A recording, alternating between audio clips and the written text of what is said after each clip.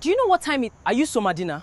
Because your husband has been lying to your face for 19 years. Who do you think you are, shouting nonsense at my door? I'm his son. That's who I am. And these are his daughter and his other son. My husband does not have other children. Then call him and ask him whose name is on this wristband. I will not be threatened in front of my own house. Nobody's threatening you. I am done being the woman who it's convenient for your husband. Somadina spun toward her, eyes narrowing with sudden, furious recognition. You! I remember you. The one who called herself their aunt at Kelechi's christening, standing at the back like you had no claim to anything. Because your husband made me choose between a lie and losing my children completely. Ijioma's voice cracked but didn't waver.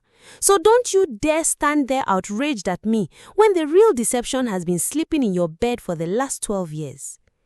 Get out of my compound. Somadina's hand shook as she pointed down the driveway. Get out before I call security. Call them, Kelechi said, planting his feet. Call security, call the police, call whoever you like. But somebody in this compound is going to tell the truth today, even if it has to be me. For a moment, nobody moved. Then from somewhere inside the house, a car engine cut off in the garage, and heavy footsteps approached the open front door. Obinaya appeared in the doorway, tie loosened, briefcase still in hand, and froze the instant he saw who was standing on his porch. Ijeoma! His voice came out strangled, disbelieving. What are you doing here? What is going on? Ask your son, Ijeoma said, stepping past Somadina without permission, eyes locked on the man who had spent 19 years pretending 3 children didn't exist. Ask him why he's holding a wristband with your surname buried inside it. Obinaya's gaze dropped to Kelechi's face, really looked at him, perhaps for the first time, and something in his composure cracked. The same sharp jaw, the same intense eyes. Kelechi, the name came out barely above a whisper. So you do know my name, Kelechi said bitterly. That's interesting, because for 19 years you've acted like I was a stranger. Somebody explain to me what is happening in my own house. Somadina's voice climbed to a shriek, rounding on her husband now. Obinaya, who are these children? Obinaya's mouth opened, but no sound came. His eyes flicked from Ijeoma's furious composure to Kelechi's clenched fists, to Adezde, still standing frozen by the car, with Ebube pressed against her side. Answer her, Ijeoma said quietly, and there was something almost merciful in how steady her voice had become, as though 19 years of silence had finally burnt itself down to pure, unshakable resolve. Answer your wife, the same way you never had the courage to answer your children. Obinaya's briefcase slipped from his fingers and hit the tiled porch with a heavy thud. They are mine, he said finally, voice hollow. All 3 of them. They are my children. Somadina staggered back a step as though she'd been struck. Say it again, she whispered, because I need you to be lying. I'm not lying, Obinaya said, and for the first time in 19 years, he looked directly at Kelechi instead of past him. I'm so sorry. I'm sorry to all of you. If a confession like that has ever shattered a room you were standing in, drop "I understand" in the comments below and subscribe now because Somadina isn't done yet. And what she does with this truth is about to change every relationship in this compound permanently. Somadina's hands were trembling now, not with sadness but with a fury that seemed to be climbing past the point of control. 19 years, she said slowly, turning the words over like she couldn't believe their weight. 19 years I have shared a bed with a man who has 3 other children walking around this same city. Somadina, let me explain. Explain what? She snapped, rounding on him fully now, gold bangles clicking sharply as her hands flew up in exasperation. Explain how you looked me in my eyes on our wedding day and let me believe I was building a family with a clean slate. Explain how you've been quietly visiting God knows where while I raised our own children thinking you were faithful. I never stopped supporting them, Obinaya said weakly. Money, school fees. Money? Ijeoma's laugh came out sharp, humorless. You call quietly dropping envelopes through a cousin every few months support? You think that absolves 19 years of pretending we didn't exist? Kelechi stepped forward again, jaw tight. I don't want your money.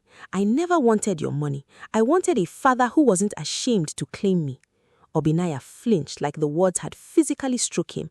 Somadina turned back to her husband, eyes glittering with something colder now than fury: calculation. "Do your other children know?" she asked, gesturing sharply toward the house, where the muffled sound of a television could be heard. "Do they know they have siblings older than they are?" Obinaya said nothing, and his silence answered for him. "Then I suggest," Somadina said, suddenly deadly calm, "that you go inside and tell them yourself before I do it for you in a way you will not enjoy." Obinaya stood frozen on the porch for a long moment, his briefcase still lying where it had fallen, before he finally turned and walked back into the house, shoulders sagging like a man walking toward his own sentencing.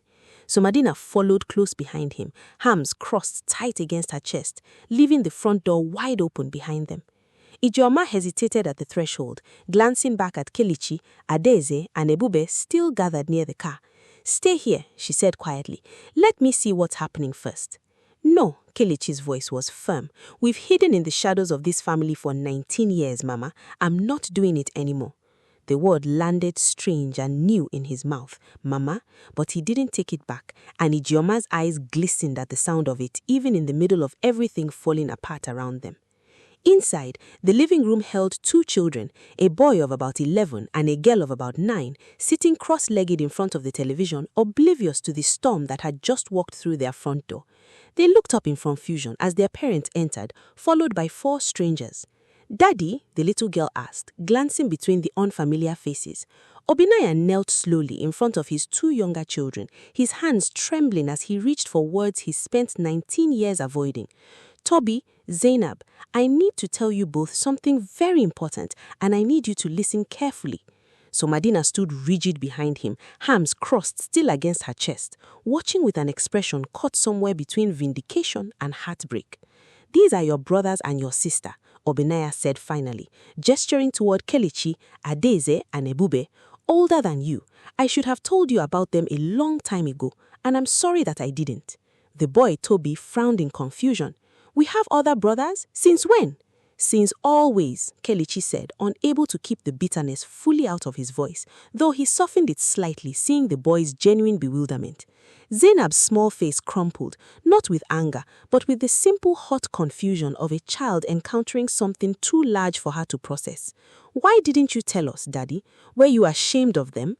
The question hit the room like a slap. Obinana's jaw walked silently for a moment before he managed the response. "I was ashamed of myself," he said quietly. "Not of them, never of them. I was a coward, and I let that cowardice cost all of you years you can never get back." Somadina made a small, bitter sound in her throat. 19 years, she repeated again, like a wound she couldn't stop touching. "Do you understand what you've done? Not just to me, but all 6 of these children. You built 2 entire lives on the same foundation of silence." "Somadina, I never meant for it to go on this long." "But it did," she snapped, rounding on him fully now, gold bangles clicking sharply as her hands flew up in exasperation. "It went on for 19 years, Obinaya. There is no version of this where you get to call it an accident anymore." Adaeze, still standing near the doorway with Ebube's hand in hers, watched the 2 younger children with a strange, aching softness crossing her face. "Can I sit with them?" she asked quietly, looking to no one in particular. I don't want them to be scared of us." Something in Somadina's expression shifted at that, the first crack of genuine feeling breaking through her fury. She nodded stiffly, and Adaeze crossed the room, settling onto the floor beside Zainab, offering Ebube a gentle nudge to join them. "I'm Adaeze," she said softly to the little girl, whose eyes were still wide and uncertain. "This is Ebube. We're your big sister and brother, I guess. Is that okay?" Zainab studied her for a long moment before offering a small, hesitant nod, and something about the innocence of it, the easy forgiveness only a child could offer amid an adult catastrophe, made Ajioma's eyes well up again from where she stood. Kelechi, however, hadn't softened. He remained standing near the door, watching Obinaya with an unreadable, simmering expression. "I didn't come here for a family reunion," he said finally. "I came here because Grandma nearly died last night from the stress of carrying this secret for 19 years. She's in the hospital right now, and you're standing here acting shocked when you are the reason any of this had to be hidden in the first place. Obinaya's face went pale. Ijewele is in the hospital? She had a cardiac episode, Ijeoma said flatly. So forgive us if we're not particularly interested in easing into this reunion gently. Somadina's arms slowly uncrossed, some of the fire in her expression giving way to something more complicated. Not quite sympathy, but a recognition that the situation had grown larger than her own anger could contain. I need time, she said quietly, mostly to herself. I need time to process what this means for my marriage, for my children, for everything I thought I understood about my own life. Take all the time you need, Ijeoma said, but don't take it out on children who had no say in any of this. Not Kelechi, not Adaze, not Ebube, and not your own two in there either. For a long moment, nobody spoke. Then Somadina straightened her shoulders, drew in a slow breath, and looked directly at Obinaya with something colder and more final than her earlier fury. You will tell me everything, she said, every detail, every year you hid this, and then I will decide what happens to us, not the other way round. Obinaya nodded slowly, shame etched into every line of his face. Whatever you need, he said. I owe you that much. I owe all of them that much. Kelechi watched his father's broken composure for a long moment, feeling something shift inside his own chest. Not forgiveness, not yet, but perhaps the first crack of something that might one day resemble it.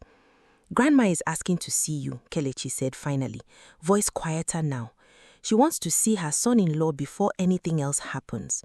Whatever you decide to do about all of this, do that first. Tell me, do you think Somadina should fight for her marriage or walk away from it entirely? Drop your answer below and subscribe now, because when Obinaya walks into that hospital room, Madame Ejewele has one more secret left to confess, and it changes everything you thought you understood about this family's past. Obinaya arrived at the hospital just past 9, alone, his tie discarded somewhere in the car, shirt collar unbuttoned like a man trying to breathe through a tightening chest. He found Kelechi standing outside Madame Ejewele's room, arms crossed, guarding the door with a wariness that hadn't fully faded. She's awake, Kelechi said flat, but she's tired. Don't stay long. I won't. Obinaya hesitated at the threshold, hand resting against the doorframe. Kelechi, whatever happens between your grandmother and I meant what I said outside. I'm sorry. I know it doesn't fix 19 years. No, Kelechi agreed quietly. It doesn't. He stepped aside anyway, and Obinaya walked into the dim hospital room where Madame Ejewele lay propped against pillows, oxygen tube resting beneath her nose, her once formidable frame looking smaller against the sterile white sheets. Her eyes opened the moment his footsteps crossed the threshold, and something like exhausted recognition flickered across her face. So, you finally came, she rasped. 19 years too late, but you came. Mama Ejewele. Obinaya lowered himself into the chair beside her bed, hands clasped tightly between his knees. I'm sorry for everything, for the silence, for the shame, for letting you and Ejewele carry this burden alone while I built a life pretending it didn't exist. Sorry. She let the words sit in the air like something bitter on her tongue. Do you know what sorry costs a woman who has spent 19 years lying to her own grandchildren's faces? Her chest rose and fell with effort, the monitor beside her beeping steadily. I did terrible things to protect this family's name, Obinaya. Things I have never told even Ejewele. What do you mean? Obinaya's brow furrowed. Madame Ejewele's hand trembled as she reached for the water cup on her bedside table, taking a slow sip before continuing, as though gathering the strength for what came next. When Uzuamaka agreed to raise those children as her own, she said quietly, it wasn't out of pure sacrifice alone. I made sure of it. I promised her something in return, something I never told Ejewele because I knew she would never have allowed it. What did you promise her? The family land, Madame Ejewele said, the parcel behind the old family house in Umuahia. I told Uzuamaka that if she raised those children and kept the secret until her death, the land would pass to her, and after her, to the children she raised as her own. Officially, on paper, in her married name, not Ijeweli's. Obinaya sat back slowly, processing this. So the children, Kelechi, Adaze, Ebube, they already have legal claim to that land? They do, Madame Ijewele said, registered under Uzuamaka's husband's family name years ago, quietly, before anyone thought to question it. Land worth far more today than it was back then, now that the state has extended development towards that side of town.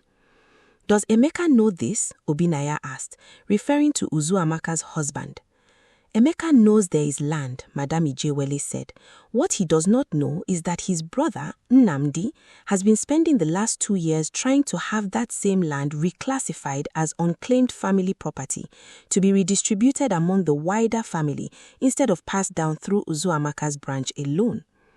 Obinaya's stomach turned cold. Nnamdi is contesting it? Quietly, through the local land committee. He does not yet know the full truth of whose children stand to inherit it, Madame Ijewele said, her voice dropping to barely above a whisper, eyes suddenly sharp despite her frailty.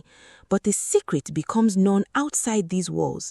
Once people start asking why Uzuamaka's so-called nephews and niece suddenly have legitimate blood ties strong enough to inherit, Nnamdi will have every reason in the world to fight harder, and he will not fight fairly.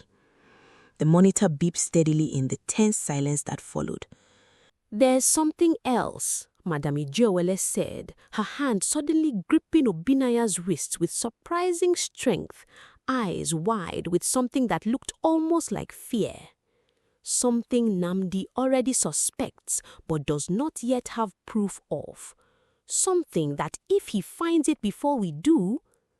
A sharp knock cut through the room and a nurse pushed the door open. Sir, ma'am, I'm sorry, but visiting hours are ending. She needs her rest. Madame Ijewele's grip on Obinaya's wrist tightened further, her eyes urgent, desperate to finish what she'd started. Come back tomorrow, she whispered hoarsely, just as the nurse ushered him toward the door. There's one more name you need to hear before Nnamdi finds it first, a name that could unravel everything we've all sacrificed to protect. Outside in the hallway, Kelechi caught the look on his father's ashen face and straightened immediately. What did she tell you? Obinaya turned to him slowly, still visibly shaken. Kelechi, how much do you know about your Uncle Emeka's brother, Nnamdi? Kelechi's brow furrowed. Nothing. I didn't even know Uncle Emeka had a brother. Obinaya's jaw tightened, his eyes drifting back toward the closed hospital door behind them. Neither did I, not until 30 seconds ago. If you think this family has finally seen the worst of it, comment part 3 below, because Madame Ijewele just ran out of time to say the one name that could decide who keeps everything and who loses it all. Subscribe now, because part 3 is where the war for that inheritance truly begins.